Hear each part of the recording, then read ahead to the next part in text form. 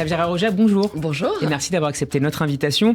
Vous êtes journaliste et éditorialiste politique, notamment à France Info, et vous publiez aux éditions Stock Résurrection, un livre consacré à la campagne d'Emmanuel Macron, une campagne inaugurée par le déclenchement de la guerre en Ukraine le 24 février dernier par Vladimir Poutine. C'est d'ailleurs cette séquence, toujours en cours d'ailleurs, qui ouvre votre livre. Vous écrivez que l'Élysée se préparait depuis 3 jours à cet assaut russe. Dans quelle mesure cet événement au retentissement international a-t-il modifié le plan de campagne du président candidat ? Il l'a modifié entièrement parce que depuis des mois, la campagne, Emmanuel Macron, en fait, préparait dans le secret sa campagne. Il avait beau publiquement nier qu'il ne savait pas s'il serait en condition de se présenter le moment venu, etc., etc. En réalité, les choses se préparaient depuis des mois. Depuis l'été, les équipes avaient été choisies. Il y avait des réunions autour notamment d'Alexis Kohler, le secrétaire général de l'Élysée. Et tout était prêt, effectivement, pour les dernières semaines et pour entrer en campagne. Les meetings étaient prévus, etc., etc. Et le déclenchement de cette guerre en Ukraine fait qu'Emmanuel Macron redevient avant tout chef des armées, chef de guerre, d'autant que la France préside l'Union européenne dans le même temps. Donc nous sommes vraiment, Emmanuel Macron est vraiment en première ligne et ça l'a empêché. On peut pas à la fois effectivement parler à Vladimir Poutine, parler à Volodymyr Zelensky et dans le même temps aller faire un meeting ou aller faire du porte-à-porte. Enfin, c'était pas possible. Donc ça, pour vous répondre, ça a complètement décalé l'entrée en campagne et au final, on a une campagne très courte du chef de l'État. Une campagne éclair. Très vite, Emmanuel Macron a en tête le précédent syrien. Vous le rappelez dans ce livre, notamment l'attaque chimique de la Ghouta près de Damas en 2013. Le président était alors secrétaire général adjoint de l'Élysée. Et vous montrez que l'une de ses priorités a été de contribuer à documenter ce qui se passait sur le terrain en Ukraine pour que justice soit faite un jour. Absolument. En fait, c'est une de mes sources qui est témoin effectivement de ces jours cruciaux à l'Élysée et qui m'explique que une des obsessions effectivement d'Emmanuel Macron, au-delà de l'utilité ou pas on en parle beaucoup, surtout il le dit d'ailleurs, temps. il faut être utile. Voilà, oui, mais au-delà de là, on est 3 mois après le début de la guerre. Il y a eu beaucoup de débats sur est-ce que ces coups de fil avec Vladimir Poutine, est-ce que ce lien a vraiment été utile ou pas. On l'a reproché aujourd'hui à Emmanuel Macron. Néanmoins, voilà, il faut être utile et lui, son autre obsession, c'est effectivement de documenter ce c'est ce que je raconte, il était à l'Élysée lors effectivement des massacres en Syrie et donc il y a toute cette question de l'impunité effectivement de Bachar al-Assad, de Vladimir Poutine. Donc dès le début, en fait, avant même le déclenchement de la guerre, en décembre dernier, donc bien avant le déclenchement de la guerre en Ukraine, Emmanuel Macron demande à prendre contact avec une association à Moscou qui s'appelle Mémorial et que je cite dans le livre, qui effectivement documente ces crimes de guerre, documente ce qu'il se passe, pour qu'au moins l'impunité ne soit pas possible en cas de déclenchement, et aujourd'hui pour Vladimir Poutine. Xaviera Roja, un témoin vous explique ce qui distingue le président actuel de ses prédécesseurs. Dans ces moments-là, Macron est le contraire de Sarkozy, il n'est pas dans l'impulsion, comme quand l'ancien président envoie Cécilia auprès des infirmières en Libye. Non, avec Macron, tout est très réfléchi. Qu'en est-il de leur mode de fonctionnement et notamment de leur rapport au Quai d'Orsay? Est-ce que tout est piloté à l'Élysée dans l'établissement de la politique étrangère ou le Quai d'Orsay est un peu plus sollicité que cela? Non, alors de tout temps, mais c'est pas une nouveauté avec Emmanuel Macron, de tout temps et sous tous les présidents de la Ve République. C'est vrai que c'est ce qu'on appelle d'ailleurs le domaine réservé. Les affaires étrangères sont le domaine réservé du président de la République. Alors, et surtout en cas de guerre et quand un chef d'État comme Emmanuel Macron est en première ligne, c'est-à-dire appelle, s'implique, téléphone, voilà, essaye de créer un lien diplomatique, de maintenir le lien en tout cas avec Vladimir Poutine et Volodymyr Zelensky. Néanmoins, Jean-Yves Le Drian, je pense que la relation est très bonne entre les deux hommes. Jean-Yves Le Drian qui était donc jusqu'à la réélection ministre des Affaires étrangères. La relation est très bonne entre les deux hommes, mais néanmoins, et je pense que Le Drian a fait un formidable travail également sur le terrain. Néanmoins, ça se décide, ça se joue, ça se discute beaucoup à l'Élysée. Et c'est pas nouveau parce que ça a déjà été le cas avec ses prédécesseurs également. Alors vous décrivez les échanges réguliers et directs qu'entretiennent Emmanuel Macron et Vladimir Poutine. Le président français, on l'a dit, veut être utile et maintenir le dialogue avec Moscou, sans illusion toutefois.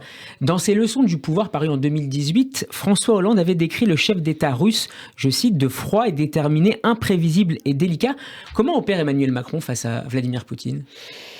C'est une question que je me suis posée, que j'ai posée justement aux sources que j'avais à l'Élysée. Je leur ai demandé, est-ce que par exemple, vous préparez ces entretiens, notamment avec des psychologues? Enfin voilà, on se pose ces questions-là. Alors on m'a dit que non, il n'y avait pas eu de psychologue ou de spécialiste qui avait été consulté. En revanche, Emmanuel Macron a son habitude. Pour tous les sujets, il fait ça. Il consulte énormément, il voit énormément de monde, enfin, il appelle beaucoup de gens. Donc, il écoute beaucoup. Donc, il écoute les spécialistes de la région, d'anciens ministres des Affaires étrangères. C'est-à-dire qu'il appelle d'Hubert Védrine à... Je suis sûre qu'il a eu Bernard-Henri Lévy. Enfin, voilà. Donc, il consulte effectivement les avis. Il écoute beaucoup les avis. Et ensuite, il se fait son propre avis. Et pour vous dire, pour préparer les coups de fil avec Poutine, ce qu'on m'a expliqué également, c'est que comme Poutine revenait un peu, il y a ce côté, il revient un peu sur la réalité.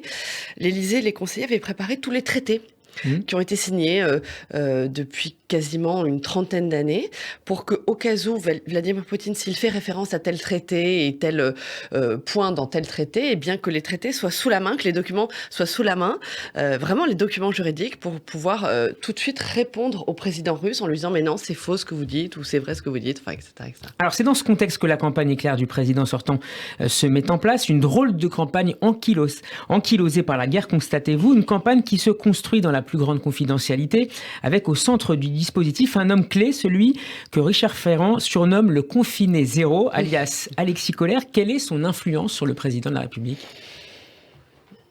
Alors, son influence sur le président, je ne saurais pas la qualifier. En tout cas, il a une place absolument capitale, plus que centrale, vraiment capitale dans le dispositif d'Emmanuel Macron. C'était déjà le cas sous le précédent quinquennat. Ça va visiblement être de nouveau le cas, puisque Alexis Kohler a été renouvelé dans ses fonctions en tant que secrétaire général de l'Élysée.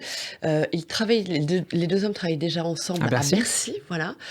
C'est quelqu'un en qui Emmanuel Macron a toute confiance. C'est quelqu'un... En même temps, les deux hommes ne fonctionnent pas, ils ne travaillent pas de la même façon, comme si l'un comblait un peu les manques de l'autre. Et Alexis Kohler, oui, alors il y a beaucoup de qualificatifs. Le confiné zéro, je trouve ça très drôle parce que voilà ce qu'explique Richard Ferrand, actuel président de l'Assemblée nationale. Voilà, confiné zéro, ça veut dire qu'effectivement, Alexis Kohler, ne sort jamais, ou en tout cas, il passe nuit et jour, ce qui est le cas. Tout passe par lui. Et il est effectivement extrêmement puissant, plus puissant qu'un Premier ministre. Et ce qui est assez aussi remarquable dans votre livre, c'est la résistance physique d'Emmanuel Macron. On voit ses collaborateurs sont épuisés, notamment pendant ces 3 derniers mois, et Emmanuel Macron est plutôt fringant, même au milieu de la nuit. Absolument. Non, mais il a une résistance. Mais même nous, journalistes, moi, pour ce livre, justement, je l'ai suivi dans plusieurs de ses déplacements, etc. Il a eu beaucoup de café. Non, mais on voit, il a des journées qui sont épuisantes. Il épuise effectivement son entourage. Je raconte une scène parce qu'elle m'a semblé symptomatique et drôle. C'était à l'automne dernier, en novembre dernier, ils sont au Vatican pour rencontrer le pape. Et il y a toute une délégation, y compris le ministre de l'Intérieur, Gérald Darmanin, est présent pour X raisons. Bon, il est là. Et vers 19h-20h, le président fait savoir à son équipe, je veux vous voir, j'ai un rendez-vous au Vatican ou un dîner, je veux vous voir juste après. Donc tout le monde, à partir de 22h, se tient prêt, pensant que le président, il est arrivé à minuit et demi, 1h du matin. Il est arrivé fringant comme s'il était 8h du matin. Et à 1h du matin, tout le monde a dit, monsieur le ministre de l'Intérieur, allez-y, commencez votre point. Alors que tout le monde était épuisé parce que c'était le milieu de la nuit, mais lui était frais comme un gardon. Une dernière question, ça va aller à Roger. Alors vous revenez évidemment dans ce livre sur les différentes crises du premier quinquennat, de l'affaire Benalla aux Gilets jaunes en passant par la pandémie de Covid-19. Quelle lecture faites-vous des choix à la fois de la Première ministre Elisabeth Borne et du gouvernement ? On a parlé de la volonté pour le premier tour de fracturer la droite. Cette fois-ci, on fait des choix qui résonnent pas mal au niveau de la gauche, notamment à travers le choix du ministre de l'Éducation nationale, Pape Ndiaye. Quelle lecture faites-vous en tant que journaliste et observatrice aguerrie de la vie politique française ? On a dit effectivement que le choix qu'Elisabeth Borne était plutôt marquée à gauche, qu'elle avait effectivement sa carrière politique est plutôt une carrière proche du Parti socialiste. On ne va pas répéter ce que l'on sait. Elle a notamment travaillé auprès de Lionel Jospin, à la mairie de Paris, et de Lanoé, et auprès de Ségolène Royal. Néanmoins, je ne suis pas sûre qu'elle soit aujourd'hui la figure de gauche qu'on veut bien nous vendre. Preuve en est quand on parle au syndicat, de Philippe Martinez à Laurent Berger, sur la réforme des retraites. Eux ont plutôt... C'est quelqu'un qui a quand même porté des réformes, j'allais dire, plutôt de droite lors du précédent quinquennat. En l'occurrence, la réforme de l'assurance chômage et la réforme du statut de la SNCF. Pour ce qui en est du choix de Pape Ndiaye, c'est effectivement, j'allais dire, l'anti-Blanquer. Donc c'est un choix qui ressemble beaucoup à Emmanuel Macron, c'est-à-dire on ne l'attendait pas, un choix plutôt disruptif, qui effectivement, coche les cases plutôt à gauche, qui est là aussi pour rassurer, je pense, les syndicats enseignants qui ont été, avec qui les rapports étaient plus que rugueux. Et on triangule. Blanquer. Merci beaucoup, Savelia Rojek. Je conseille vivement la lecture de votre livre, de votre enquête Résurrection. C'est publié aux éditions Stock. Merci à vous et à bientôt sur Radio J. Merci.